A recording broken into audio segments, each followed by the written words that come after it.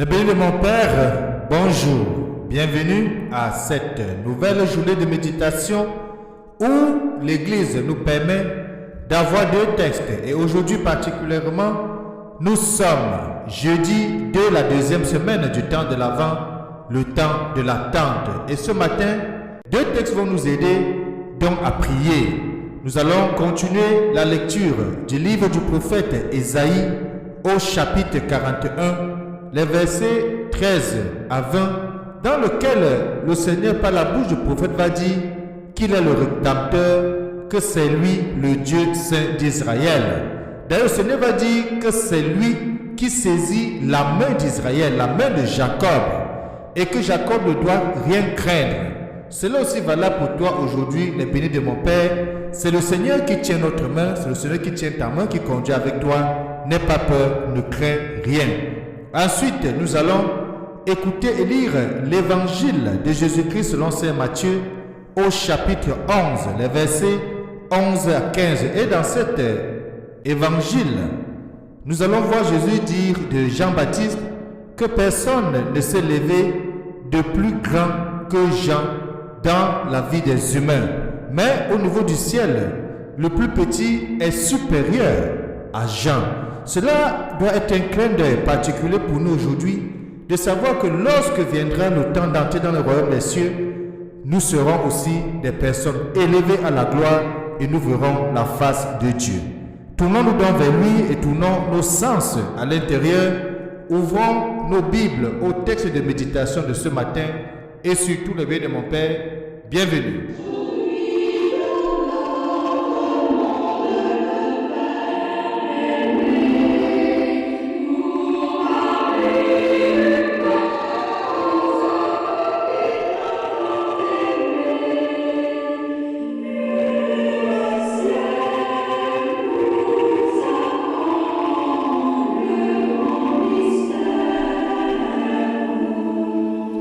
Le ciel nous attend, les bénis de mon Père. Tournons-nous donc et prions. Permets, nous t'en prions, Seigneur, que l'intercession de Sainte Lucie ranime notre ferveur, afin que nous puissions chanter aujourd'hui son martyre et contempler sa gloire auprès de toi. Nous t'avons prié par Jésus-Christ, ton Fils bien-aimé, celui que nous attendons, mais qui vit avec toi pour des siècles des siècles. Amen. Je vous invite donc à ouvrir chacun, les bénis de mon Père, sa Bible au texte du prophète Ésaïe, de lire les versets 13 à 20 dans le chapitre 41. Bonne lecture.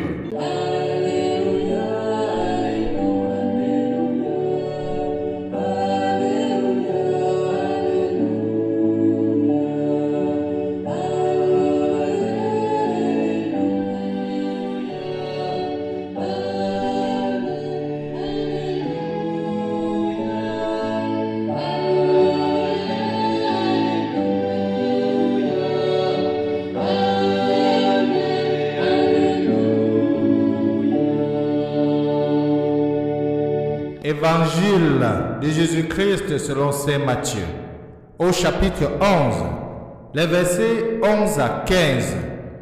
En ce temps-là, Jésus déclarait aux foules, « Amen, je vous le dis, parmi ceux qui sont nés d'une femme, personne ne s'est levé de plus grand que Jean le Baptiste.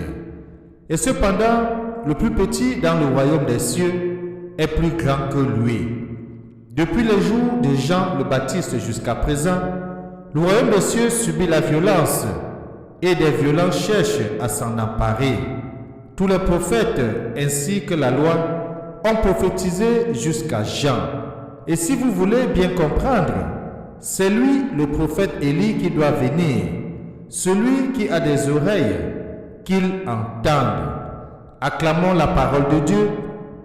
Louange à toi, Seigneur Jésus-Christ. Personne ne s'est levé de plus grand que Jean le Baptiste. Le bien de mon Père, ça c'est une parole que notre Seigneur Jésus-Christ prononce aujourd'hui en faveur de Jean-Baptiste pour dire la place que Jean occupe.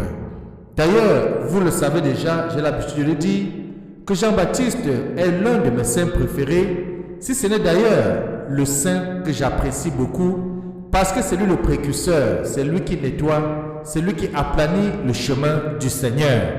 Et bien, mon Père, à la fin de cet évangile, ce qui est beau, c'est que le Seigneur dit que Jean-Baptiste est le prophète Élie qui doit venir et d'inviter ses interlocuteurs, ses auditeurs, ceux qui l'écoutent, pour que leurs oreilles puissent s'ouvrir. Il faut souligner, et cela est très important à savoir, ce qu'on annonçait déjà depuis le temps ancien par la bouche des prophètes, qu'avant que le Seigneur arrive, il doit y avoir un prophète, Élie, qui va venir préparer le chemin du Christ, qui va venir aplanir le chemin du Christ. Alors, pour beaucoup, si nous continuons à lire l'évangile, ils vont demander que Jean-Baptiste est peut-être l'Élie qui est revenu, que l'esprit d'Élie repose en lui. Donc, et certains vont utiliser cela, cette parole, pour entrer dans le principe de la réincarnation.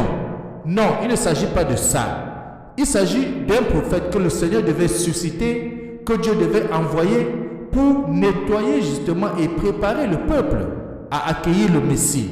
Et c'est pour ça que Jésus va dire, celui-là, ce prophète-là qui devait venir et que vous appelez Élie, parce que Élie, dans la tête des Juifs, était le prophète par excellence. C'était l'homme de Dieu.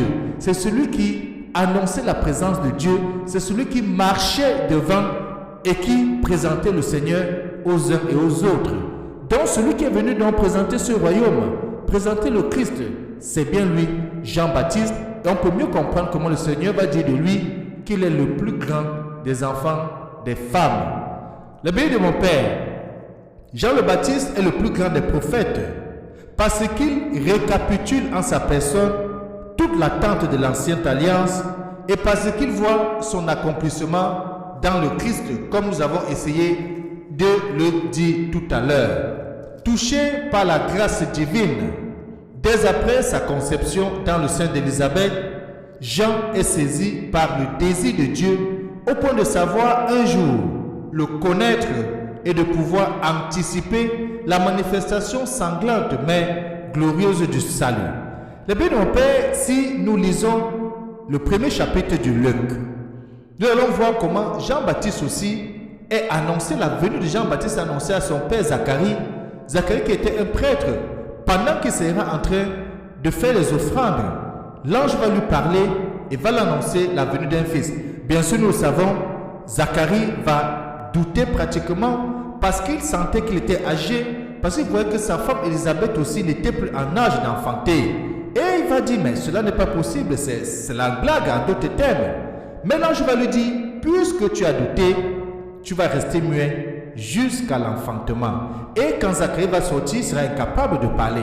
Et il va commencer à parler justement le jour que Jean-Baptiste va naître pour donner le nom de l'enfant. Et voyez un peu, son père s'appelle Zacharie, mais l'enfant s'appelle Jean. Alors qu'on avait l'habitude de donner le nom de l'enfant par rapport au nom du père. Mais là, de façon spontanée, sous l'impulsion de l'esprit, Zacharie va ouvrir sa bouche, va chanter le cantique de Zacharie, mais surtout va dire que l'enfant va s'appeler Jean le Baptiste. Cela est bien à noter.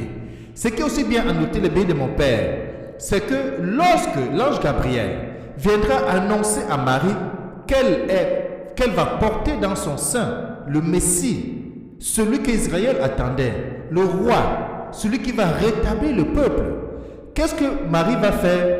Marie va aller à la rencontre d'Élisabeth parce que l'ange Gabriel va aussi lui dire que ta cousine Élisabeth est enceinte depuis quelques mois. Marie va donc aller vers la montagne pour rencontrer sa cousine Élisabeth. Qu'est-ce qui se passe? Lorsque les deux femmes se voient, il y a la rencontre spirituelle des enfants qui sont dans le sein. Et c'est pour ça que Jean-Baptiste va tressaillir. Et Élisabeth va dire, lorsque j'ai entendu ta salutation, l'enfant a tressailli dans mon ventre.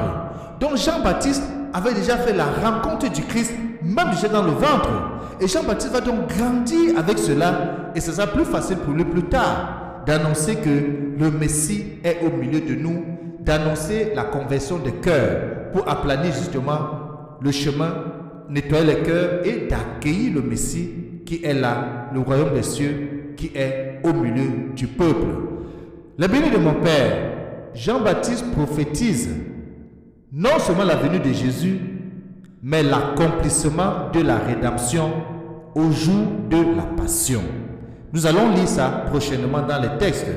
Et que Dieu Tout-Puissant nous aide aujourd'hui à comprendre cela, à voir en Jean-Baptiste une personne remarquable, un personnage formidable, un saint dont nous pouvons prier pour qu'il intercède pour nous, pour préparer nos cœurs, surtout en ce temps de l'Avent, pour nettoyer notre personne, pour que le Christ arrive et nous trouve prêts à l'accueillir. Et que Dieu Tout-Puissant nous bénisse et nous garde, lui qui est Père, Fils et Saint-Esprit. Amen. Bonne journée.